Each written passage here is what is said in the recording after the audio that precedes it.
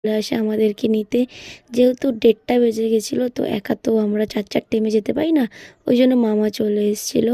আর দূর দিয়ে দেখো কত সুন্দর দেখা যাচ্ছে। আর আমার নেচে নেচে হয়নি, আমি এত নেচেছি আমার মুখ চোখের হাল দেখতেই পেয়েছো। তাও আমি নাচতে নাচতে ঘরে যাচ্ছিলাম।